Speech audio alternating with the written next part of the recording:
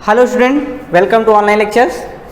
जैसा कि कोरोना की वजह से सारी क्लासेस सस्पेंड हैं, इस वजह से आप लोगों के लेक्चर्स ऑनलाइन के द्वारा कनेक्ट किए जा रहे हैं। जो भी बच्चे लेक्चर्स को देख रहे हैं वो लेक्चर्स के चैनल्स को सब्सक्राइब कर लेंगे, जिसकी वजह से आप लोगों को नए लेक्चर्स के जो वीडियोज़ हैं उसके नोटिफिकेशन आपको मिलते रहें और आगे की पढ़ाई आप लोग जारी रखें। इस कोरोना और आपसे हमें यही उम्मीद है कि आप लोग घर पे रह के अच्छे से पढ़ रहे होंगे ऑनलाइन लेक्चर देखकर, जिससे आपकी जो स्टडी है वो कंटिन्यू बनी रहे। हम आपके लिए ऐसे नए वीडियोस, नए से जो टॉपिक होंगे उस पर हम लेक्चर आपको प्रोवाइड कराते रहेंगे और अपने आपके लिए सहयोग करते रहेंगे। तो आइए चलते हैं एक नए सब्जेक्ट इलेक्ट्रॉनिक्स सेकेंड ईयर के लिए जो लेक्चर्स है इंट्रोडक्शन, यानी कि किस चीज़ का इंट्रोडक्शन है? Electronics instrument and measurement. ये सेकेंड ईयर का एक इलेक्ट्रॉनिक्स सेकेंड ईयर का एक नया लेक्चर जोड़ा गया है। इसका इंट्रोडक्शन है। इंट्रोडक्शन में हम लोग इसके सिलेबस कवर करेंगे,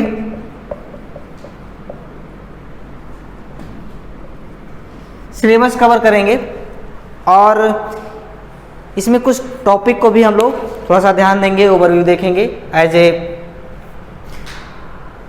ओवरव्यू के थ्रू। तो इसमें जो आपके चैप्टर्स होंगे, पहला होगा आपका मापन,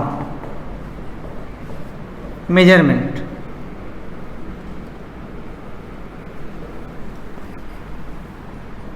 अब इसकी ज़रूरत क्यों पड़ी आपको? क्योंकि आजकल देखेंगे हर जगह आप बिना मेजरमेंट के कोई भी प्रोजेक्ट पूरा नहीं होता, कोई भी प्रोजेक्ट की डिज़ाइन नहीं की जा सकती। इसलिए ये सब्जेक्ट आपके लिए ज़रूरी हो गया, क्योंकि आप इलेक्ट्रॉनिक्स के लिए फ्रीक्वेंसी हो गया, वोल्टेज हो गया, करंट हो गया, हर जगह कहीं ना कहीं मापना पड़ता है। बिना उसके मेजरमेंट के कोई डिवाइस हम बना नहीं सकते और ना कोई चीज़ हम क्या प्रोजेक्ट कर सकते हैं। तो इसके लिए हमें इलेक्ट्रॉनिक्स इंस्ट्रूमेंट डिवाइस का आप लोगों ने देखेंगे हर जगह पर देखने को मिलता है। Voltmeter, voltmeter, ammeter, frequency meter, ये हर जगह रहते हैं, जिसकी वजह से हम इस जो हमारी ये क्वांटिटीज़ है इसके द्वारा हम क्या करते हैं, नए प्रोजेक्ट की डिज़ाइन कर पाते हैं। ये चीज़ें बहुत ही ज़रूरी हैं। तो मापन पहला चैप्टर सिलेबस है आपका मापन। दूसरा चैप्टर आपका लगा हुआ है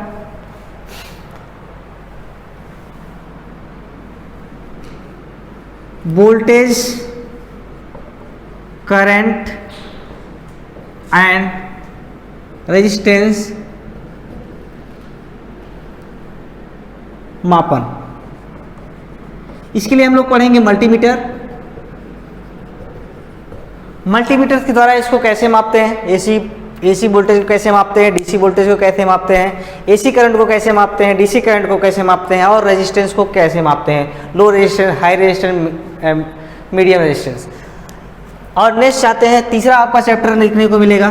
तीसरा आपका चैप्टर मिलेगा कैथोड रे ऑसिलोस्कोप, CRO जिसे हम लोग कहते हैं, कैथोड रे ऑसिलोस्कोप। आप लोगों ने देखा होगा ये कैथोड रे ऑसिलोस्कोप जो आपके देखा होगा एक टीवी के जैसा एक हॉरिजॉन्टल वर्टिकल प्लेन होता है, जिसपे हमारा क्या करंट के वेव दिखाई देते हैं, वोल्टेज के वेव दिखाई देते हैं और आपके फ्रीक्वेंसी के भी वेव दिखाई देते हैं। तो इससे हम क्या करें, उसकी हम प्रॉपर्टी चेक कर लेते हैं, किस टाइप का वो सिग्नल्स है, किस टाइप का है। उससे हम वोल्टेज कैसे माप सकते हैं, करंट कैसे माप सकते हैं, फ्रीक्वेंसी कैसे माप सकते हैं और ढेर सारी चीज़ें जो इलेक्ट्रॉनिक्स एंड इलेक्ट्रिकल क्वांटिटीज है, जिसको हम आगे देखेंगे कौन कौन सी क्वांटिटीज है, कौन कौन सी नहीं है। नेक्स्ट आपका आता है चौथे नंबर पे आपका आएगा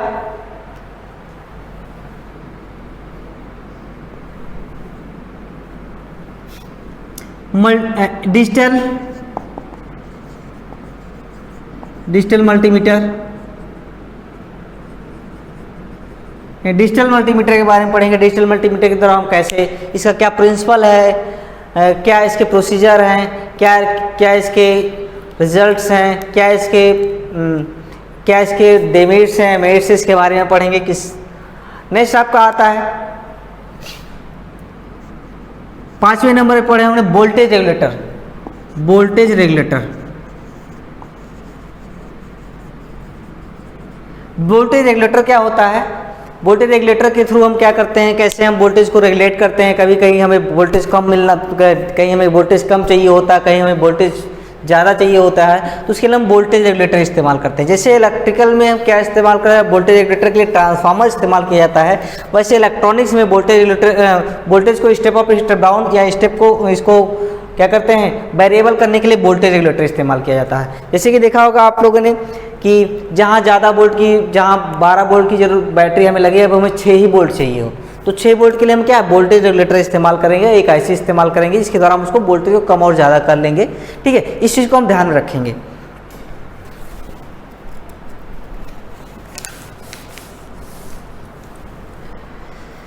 नेक्स्ट आपका है वोल्टेज रेगुलेटर पावर सप्लाई। 6वें नंबर पे आते हैं, देखने को मिलता है कि आप जो है सिग्नल जनरेटर, सिग्नल जनरेटर पढ़ेंगे। जैसे कि कैसे एसी सिग्नल क्या होता है, डीसी सिग्नल क्या होता है, एसी सिग्नल जनरेट करना है, डीसी सिग्नल जनरेट करना है, रेक्टेंगुलर सिग्नल जनरेट है, तो इसकी प्रॉपर्टी पढ़ेंगे, इसके कहाँ कहाँ उपयोग हैं, इस चीज़ को हमें ध्यान देना है। ट्रेंगुलर है, रेक्टेंगुलर है,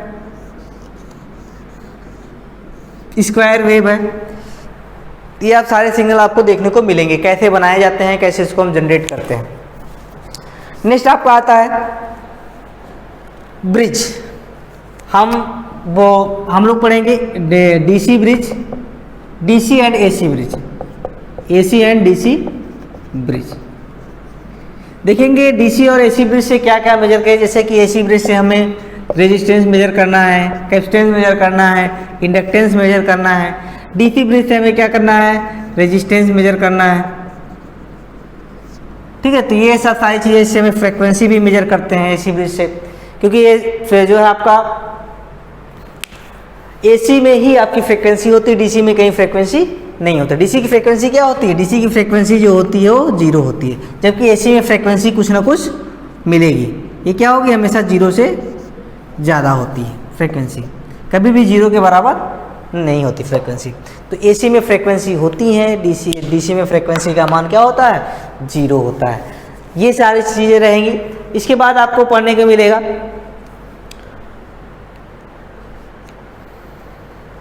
audio power meter, sorry next आपका ऑडियो पावर मीटर। ये 7वें पे आपको हो गया ब्रिज,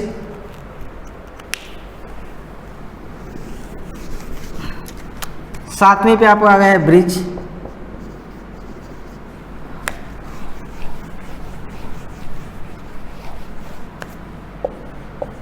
8वें नंबर पे आ जाएगा आपका एसी एंड डीसी। 8वें नंबर पे आपका आ जाएगा audio power meter, audio power meter.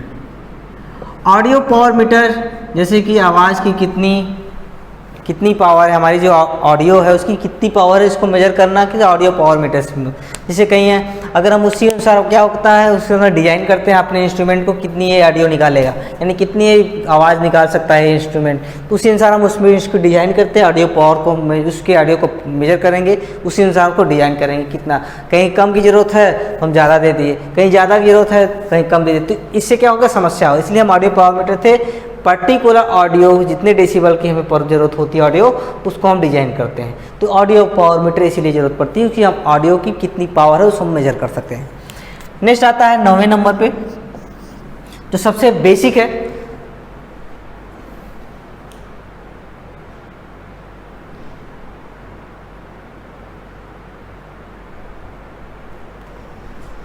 Digital instrument. नहीं था, डिजिटल इंस्ट्रूमेंट।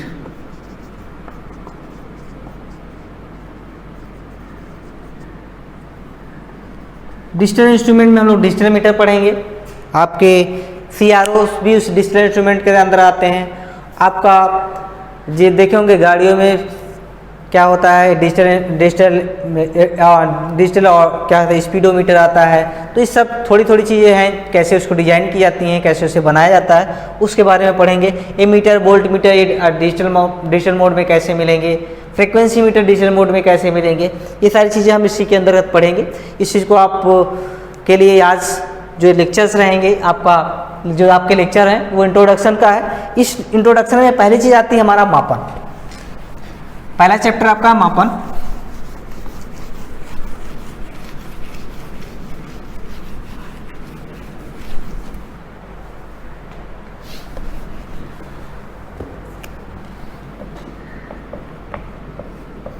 मेजरमेंट। जैसे कि आप लोगों ने देखा है कि मेजरमेंट आप फिजिक्स में भी आप लोग पढ़े होंगे, तो फिजिक्स के अनुसार आप लोगों ने देखा होगा कि दूरी कैसे मापी जाती है, टाइम कैसे मापा जाता है और वेट कैसे मेजर किया जाता है। तो ये ऐसा आप लोगों को उसमें पढ़ा था। लेकिन आप पर्टिकुलर आप कौन सा पढ़ रहे हैं, मेजरमेंट पढ़ रहे हैं आपका इलेक्ट्रॉनिक्स इंस्ट्रूमेंट और मेजरमेंट पढ़े, यानी इलेक्ट्रॉनिक्स में जितनी भी क्वांटिटियाँ होती हैं उसको कैसे मेजर करेंगे, उसको किस रेंज में मापेंगे, उसकी क्या यूनिट होती है, इसको अनुसार हम इस मेजरमेंट होता क्या है। मेजरमेंट जो है बेसिक डिफिनीशन आप ध्यान देते हैं।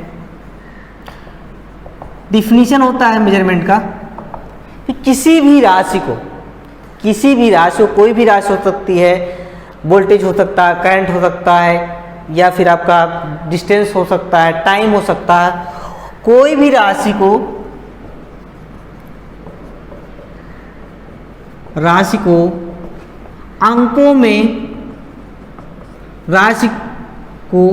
अंकों में व्यक्त करना, राशि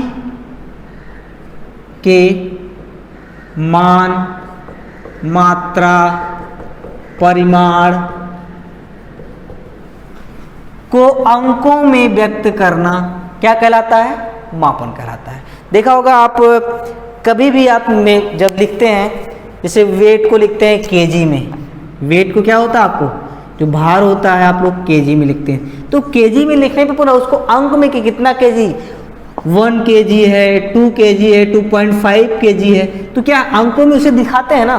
तो यानी किसी भी राशि को, जैसे हम वोल्टेज को मापना हुआ, वोल्टेज को मापने तो कितना है, 220 वोल्ट, 210 वोल्ट, 90 वोल्ट, ये सब क्या अंकों में उसको क्या करते हैं, शो कर रहे हैं। तो इससे पता चलता है कि आप किसी भी राशि को अंकों में व्यक्त करना क्या कहलाता है, मेजरमेंट कहलाता है।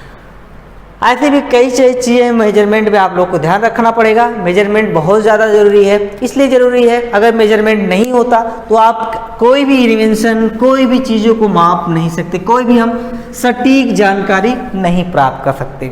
जैसे कि देखा जाए, आप ही के खुद को देख लीजिए, अगर आपके जो दूरी तय करते हैं या आपके जो ड्रेस का जो मेजरमेंट होता है, अगर ड्रेस का मेजरमेंट ना हो, अगर आपके ड्रेस का मेजरमेंट ना हो तो क्या होगा, आपका ड्रेस जो है सही आपके लिए अच्छा नहीं होगा। ठीक है, तो ड्रेस का भी मेजरमेंट जो आपके लिए क्या होता है, सुविधाजनक, एक सुविधा प्रदान करता है, एक कंफर्ट प्रदान करता है।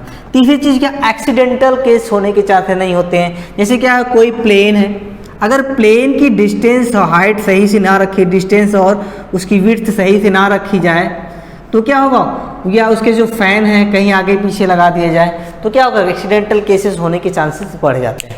तो और भी बाई अगर आप मेजर करके आप कई चीज़ क्वांटिटी नहीं मिलाते हैं, एक्सीडेंटल केसेस हो सकते हैं।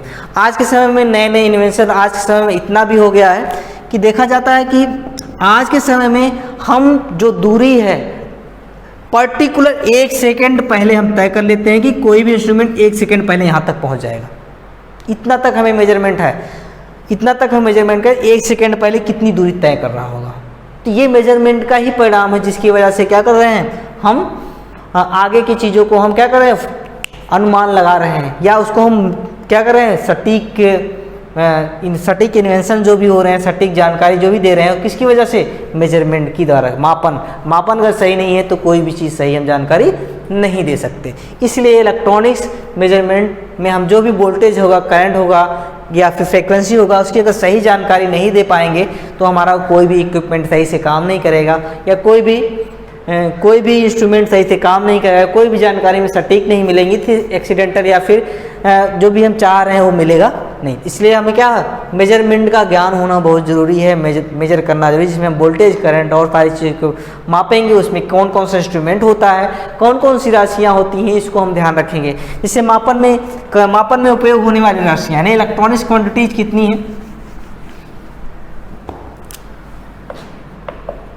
मापन कौन सा, इलेक्ट्रॉनिक्स मेजरमेंट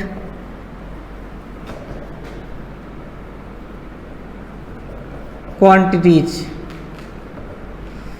कौन कौन सी आती है। पहले तो सबसे नंबर होती है फ्रीक्वेंसी, सबसे इलेक्ट्रॉनिक में सबसे बेसिक चीज आती है आपकी फ्रीक्वेंसी।